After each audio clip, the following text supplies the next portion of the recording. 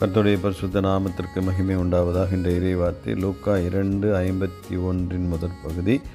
பின்பு அவர் அவர்களுடனே கூட போய் நாசரேத்தில் சேர்ந்து அவர்களுக்கு கீழ்ப்படிந்திருந்தார். Luke chapter 2:51.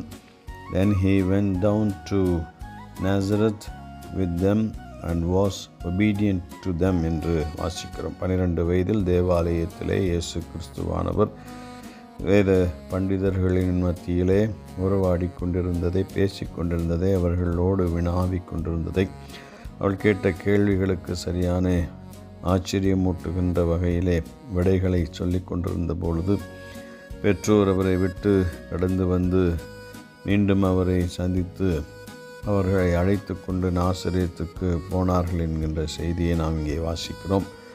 அங்கே 12 நிரம்பிய ஆண்டவராக இயேசு கிறிஸ்து நாசரேத்தூருக்கு சென்று பெற்றோரோடு வாழ்ந்து கீழ்ப்படிந்திருந்தார் என்று வேதம் சொல்லுகிறது.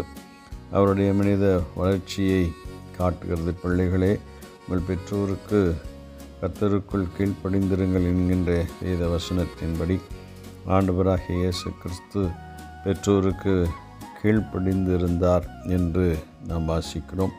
கீழ்ப்படிதலை கற்றுக்கொள்ள வேண்டியது மிகவும் அவசியம். இந்த கீழ்ப்படிதல் இறுதி வரை, அவருடைய மரணம் வரைக்கும் அவரிடத்திலே இருந்தது என்பதை பிலிப்பியர் புஸ்தகத்திலே பவுல் எழுதுகின்ற போது சொல்லுகிறதை நாம் வாசிக்கிறோம். சிலுவையின் மரண பரியந்தம் அவர் கீழ்ப்படிந்தவராகி என்று வாசிக்கிறோம். அதிலிருந்து வார்த்தைகளை ஆசீர்வதிப்பாராக. ஆமென்.